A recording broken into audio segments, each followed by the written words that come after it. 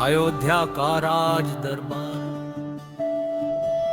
अयोध्या का भव्य सिंहासन कक्ष, राजा दशरथ सिंहासन पर, राम लक्ष्मण मंत्रीगण ऋषिगण और प्रजा उपस्थित।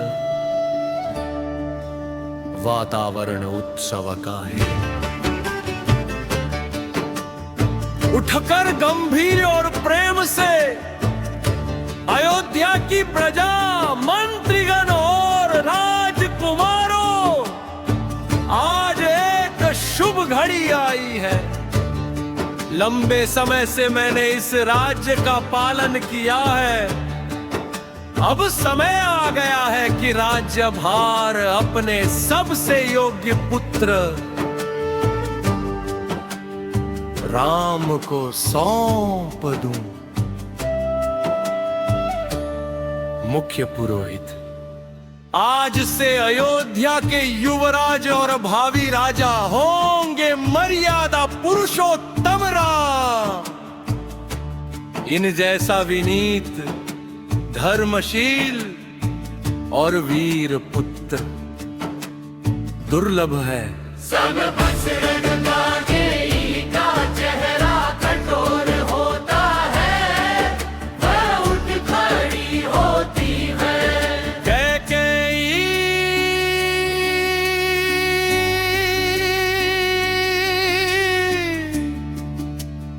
रुकिए महाराज, अभी राज तिलक नहीं हो सकता।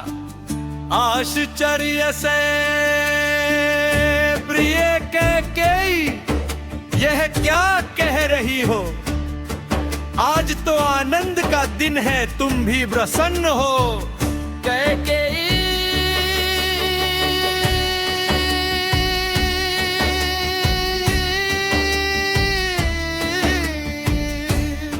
धीरे धीरे आगे बढ़ते हुए ठंडी आवाज में, महाराज, क्या आपको वह दिन याद नहीं जब युद्ध में घायल होकर आप मेरे शैया पर पड़े थे और आपने मुझसे कहा था, 2 वरदान मांगो, मैं जीवन भर टालूंगा नहीं।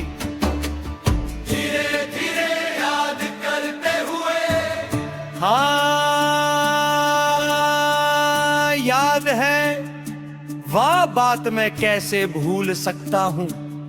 तुम्हारे 2 वरदान मेरे सिर पर ऋण है, जो मांगो दे दूंगा।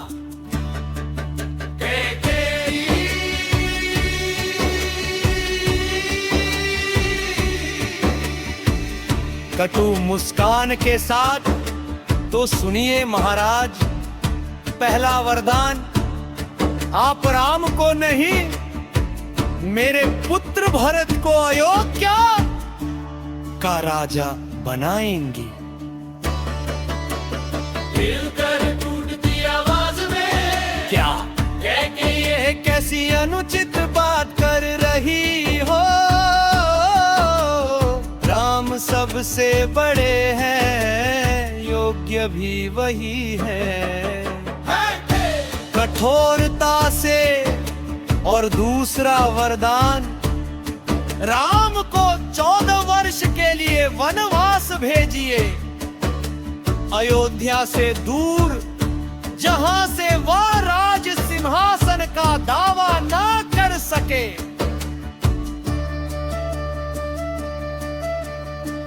हे देवताओं, यह कैसा वर मांगा तुमने? राम तो मेरी प्राण शक्ति है, मैं उन्हें कैसे भेज दूं? निर्दयता से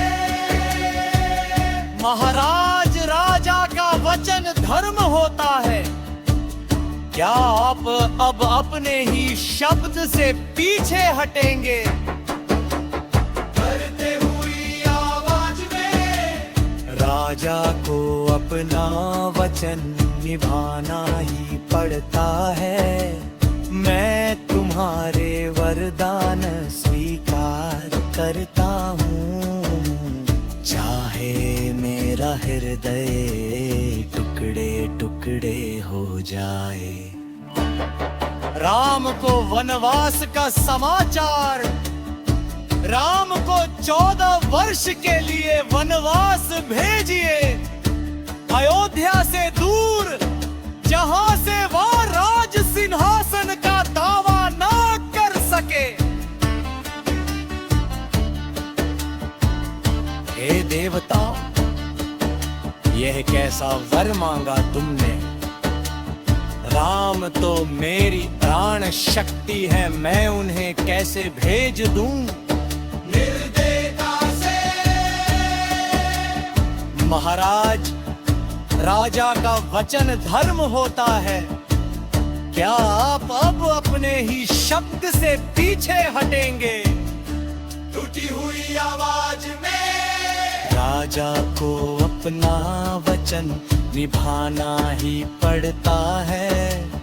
मैं तुम्हारे वरदान स्वीकार करता हूँ, चाहे मेरा हृदय टुकड़े टुकड़े हो जाए। ओ सुमंत्र जी, क्या पिताश्री ने बुलाया है? क्या राज तिलक की तैयारी पूर्ण हो गई? सुमंत्र आंखों में आंसू लिए, प्रभु मेरा हृदय फट रहा है, मगर मैं राजा का आदेश लेकर आया हूँ। आपको 14 वर्ष के लिए वनवास जाना होगा और अयोध्या का राजा भरत बनेंगे। राम सोबत हुए बस इतना ही। यदि पिताश्री की आज्ञा है तो वनवास मेरा सौभाग्य है। सुमंत्र जी, पुत्र का धर्म है कि पिता के वचन की लाज रखे। सुमंत्र पे है प्रभु, यह अन्याय है।